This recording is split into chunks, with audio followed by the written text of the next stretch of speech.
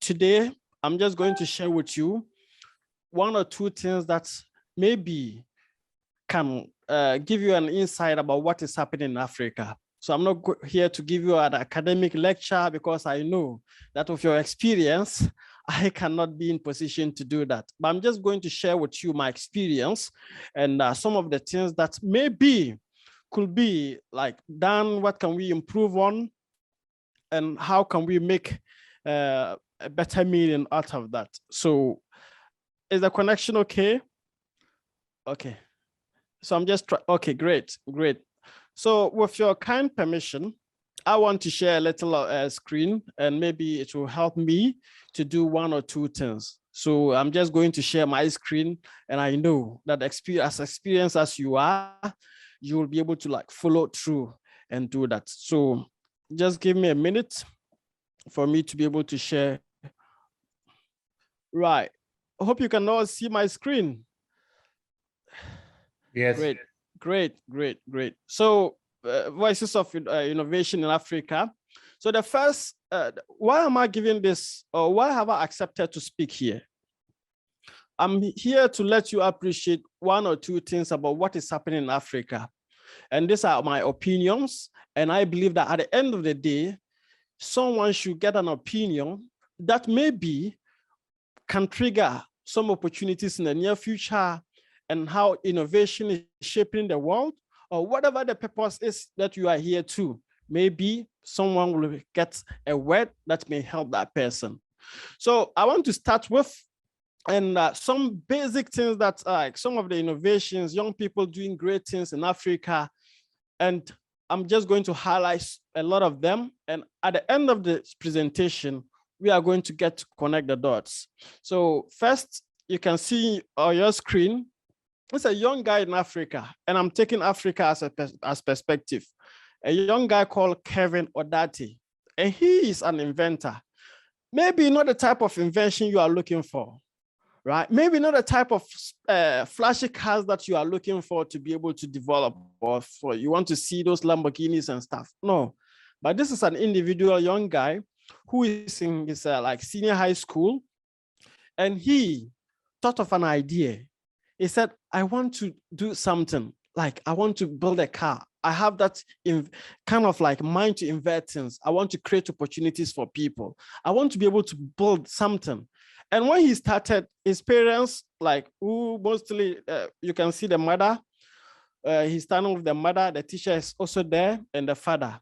The first thought that came to their minds were like, this is nonsense. Like, this is like, it's useless. In Africa, you cannot innovate. You know, just be in school, do whatever you want to do, and get a job and all those stuff. But no, he kept on pushing and pushing, and he went and hit somewhere. He was crafting this thing that you see as a car, and until the dream became possible. So it is not what you think, or what you may think as a perfect car, but this guy rides this car to school, and based on what he has done, young people look up to him. And now the mother is proud of him. The teacher, DWTV, CNN, people have gone left across the world to just come and interview him because of his innovation, because of what he has created. So let's go to the next one. Also another perspective, a young guy who is in Ghana, and he is called Inventor One. He gave his name like Inventor One. And every year he brings out a new car, something that is perfectly fits him. He said, this is my invention. And when he also started, people didn't take him serious. And we were like, what is this guy going to do? How can you create a car? How can you start something like this? But in his own way, he's been able to craft a niche for himself. And you can see these are all his cars that he locally manufactures them. Every year, he brings out a car. Inventor One, Inventor Two, the one at the back, Inventor Three. Let's look at the next car and the next innovator, and we'll try to connect the dots. This is a man called Kojosafo Kantanka. He's also in Ghana, based in Ghana. And he started off like creating a lot of stuff, like creating different type of, he didn't start with cars. He just started, whatever comes to his mind, he creates that.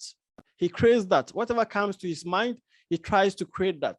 And now he has a car manufacturing plant in Ghana where he manufactures his own cars and the Kantanka brand of cars. So every year he also brings new cars, new innovations, and the opportunities for him, unlike the others, is that his cars or his innovation is getting accepted by the world. And he has manufactured things like all the cars you see here are his what he has brought into the limelight.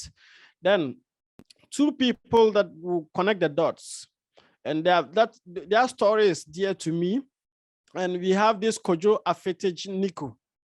And he, in one way or the other, tries to stand, like he goes to landfills, he goes to like pits, dustbins, just to get e-waste. And once he gets this electronic waste, he tries to what? Use that to develop a 3D printer. So you can see he's picking his waste. And at the end of the day, this is his invention. And he's based in Togo. And he tries to create a 3D printer out of that.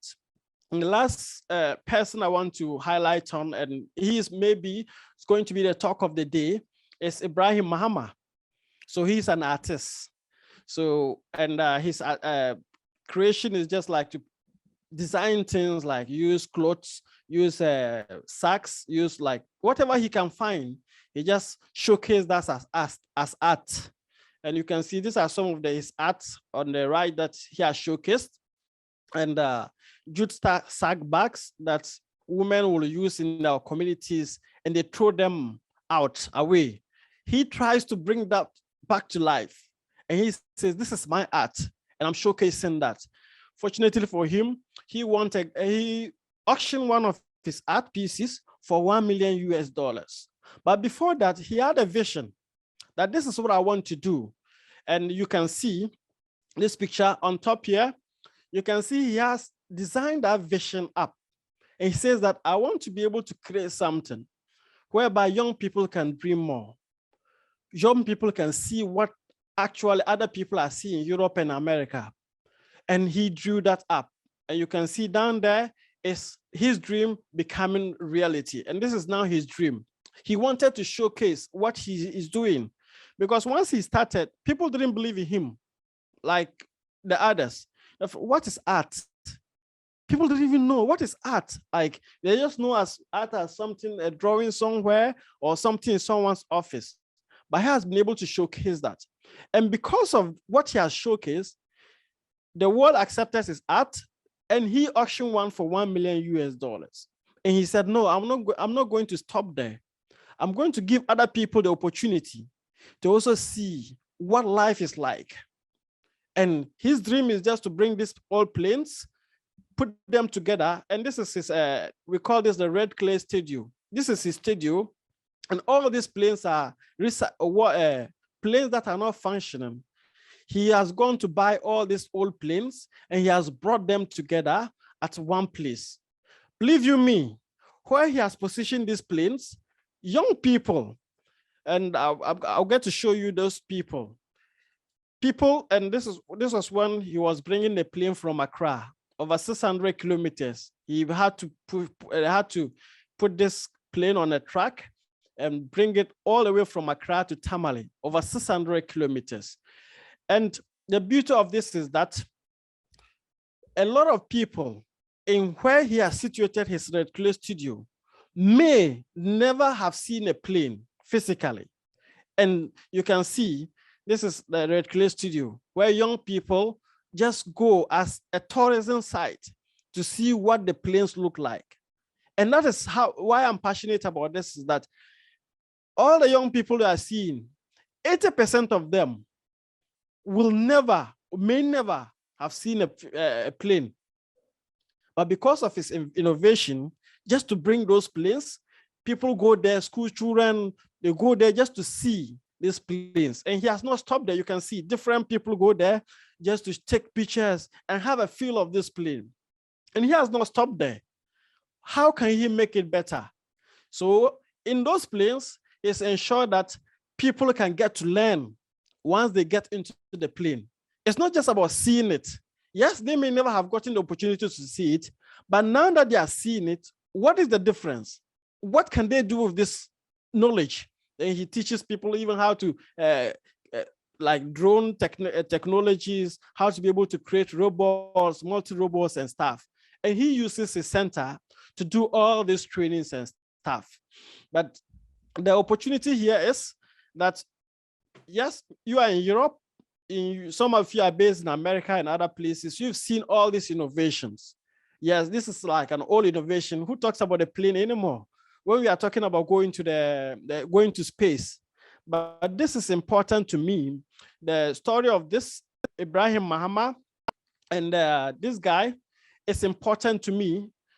Why? Because there are people who technologies that you've used in the past, Africa is now re-engineering, trying to use the technologies that you've used that are not working anymore, right? And this is the time we are re-engineering, trying to figure out how can we use the same technology left out to create opportunities for ourselves? How can we use those technologies to do more good? And that is why it is very important. And today I can tell you for a fact that Ibrahim Mustapha's innovation has led over 100,000 young people just to go and see and dream again.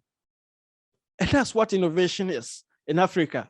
Just because he has been able to position this, he has been able to dream more, to go and buy these old planes, young people have gotten the opportunity to dream more, to see different things, to also even believe that, yes, they can also do art to be accepted in community.